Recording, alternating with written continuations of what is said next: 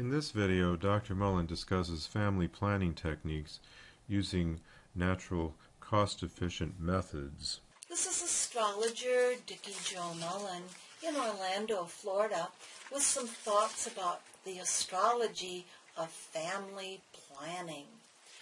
Astrology relates to everything in our lives, including health, mentally and physically, and the right situation with family life and children is a very, very big part of all of our lives and the questions that I deal with clients as a professional astrologer.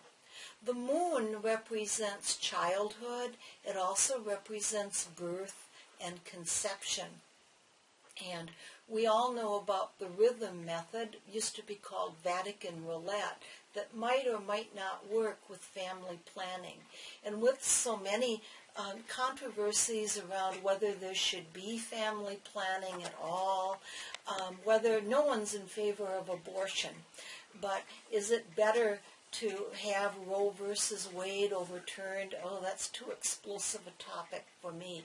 But there is a way to avoid an unwanted pregnancy or to become pregnant with understanding the lunar rhythms within the woman's body.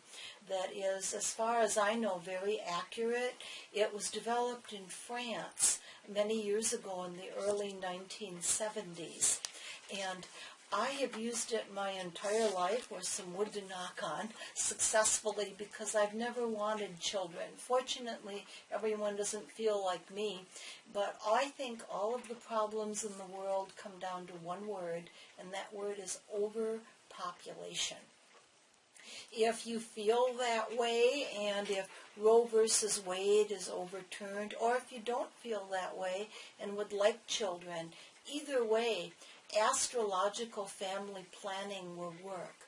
Back in the bad old days prior to 1973, there was a symbol for those who were campaigning for abortion to be safe and legal and available to all women on demand. That symbol was a coat hanger dripping with blood, because that's what's going to happen if Roe versus Wade is overturned, which it well might be. And it doesn't have to happen if everyone just learns this very simple, easy method. What it involves is understanding the lunation cycle at the woman's birth. You guys are lucky. You're off the hook. It doesn't matter with you as far as I know. But with women, we can only conceive during a short period of time. Sometimes it amazes me it happens at all. It's within a 3.5-day cycle of each month. The only thing is, it isn't exactly the rhythm method. What is important to know is the woman's lunar phase at birth. If you look at any normal calendar, you'll see that there's a full moon and a new moon day, and usually a first and a last quarter. That's half of the story. There are actually 8 lunar phases, and they each last 3.5 days following the new moon.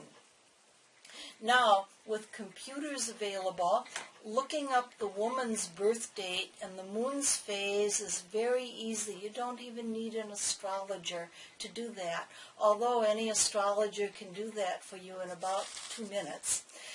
What you do is to take the woman's birthday, month, day, and year. If you know the time of day and place, it's a little better, but just with the month, day, and year, and see when the new moon was prior to her birth, and then count ahead.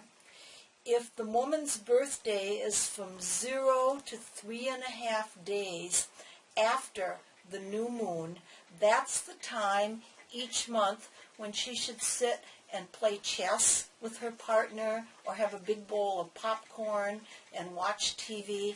I'm saying avoid romantic intimacy on that time period. If you just do that, she will not become pregnant. This works very, very well again. If the woman was born at the crescent moon, that's 3.5 days to 7 days after the new moon, She will not become pregnant as long as she avoids romantic intimacy at that time.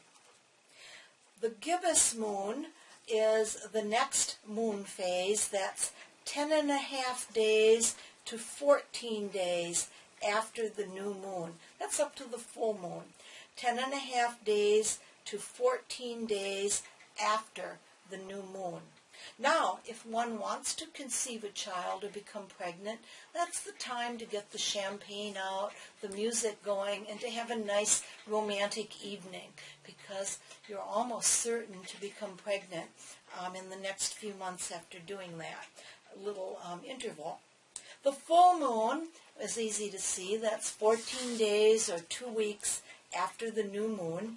And the 14 to 17.5 day cycle after the new moon is the full moon phase. That's the most common phase for births.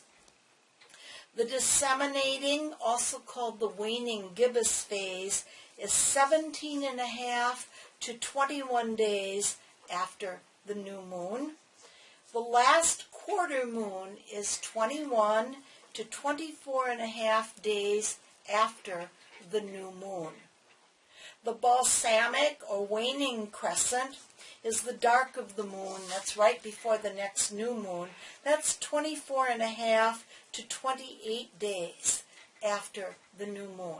If that is your moon phase at birth, that's your time to, go and visit your mother and leave your gentleman friend, companion, husband to his own devices. Let him have a poker night out with the guys, whatever.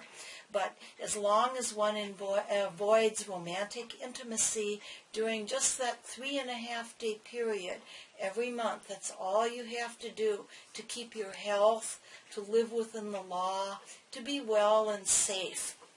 Now, if you do want to conceive, you can also use your lunar cycle to pick the gender of your child and to conceive. You have to know a little bit, tiny little bit more about astrology. If your fertile time is when the moon is in an earth or water sign, you almost certainly will give birth to a girl. The earth and the water signs are Taurus, Virgo, Capricorn, Cancer, Scorpio, and Pisces.